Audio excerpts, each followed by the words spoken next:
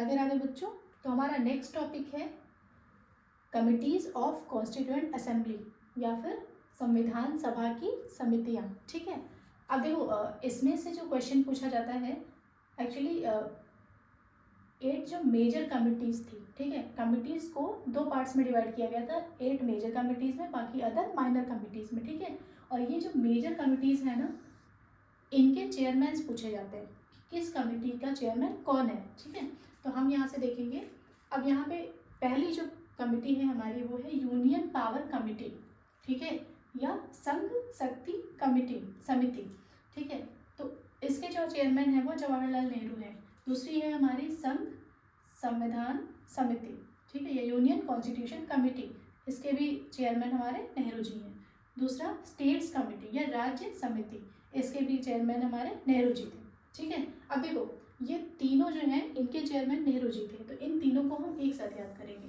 ठीक, union power, union constitution और states, 3। अच्छा ये बताओ उस टाइम पे जब संविधान सभा बनी थी या संविधान सभा में जब संविधान डिस्कस किया जा रहा था, संविधान बनाने की बात हो रही थी, तो वो उस टाइम पे उसके बाद पीएम हमारे नेहरू जी बने ना, तो जो पीएम होगा उनके हाथ में ज़्यादा पावर होगी। ठीक है, तो यूनियन पावर, ठीक है, स्टेट का भी उन्हीं के हाथ में रहेगा।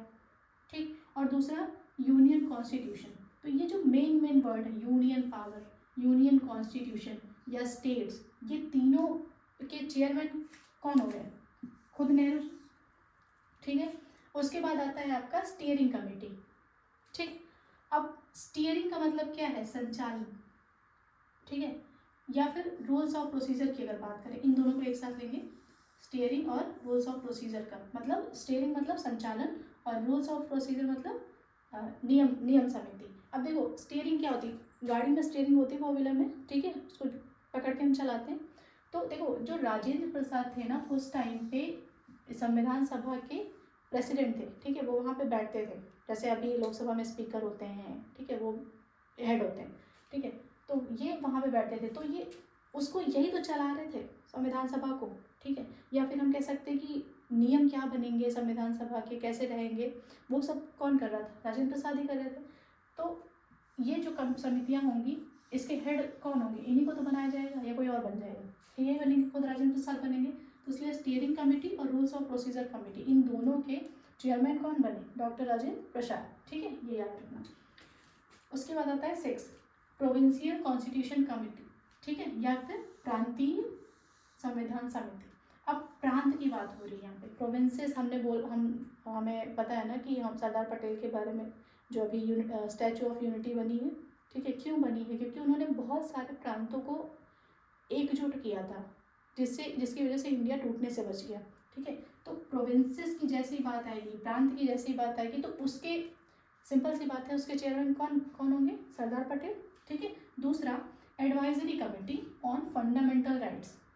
ठीक है, फंडामेंटल राइट्स की जो परामर्श समिति बनी थी उसके भी सरदार पटेल। ठीक है, तो ये दोनों एक साथ याद रखिएगा। ठीक है, तो ये 7 समितियाँ हो गई, बची 8वीं कमेटी बची, वो थी ड्राफ्टिंग कमेटी या फिर प्रारूप समिति। ठीक है, तो इसका हमें पता है ड्राफ्ट किसने किया था, मतलब पूरा ड्राफ्ट किसने तैयार किया था संविधान का।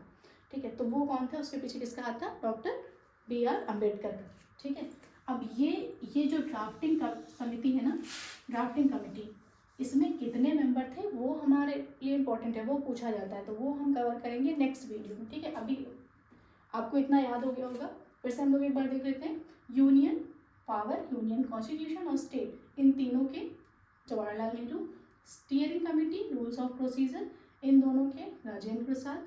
Provincial constitution committee, advisory committee on fundamental right, इन दोनों के सरदार पटेल। और जो 8वीं बची ड्राफ्टिंग कमेटी उसके डॉक्टर BR अम्बेडकर। ठीक है, ओके, थैंक यू।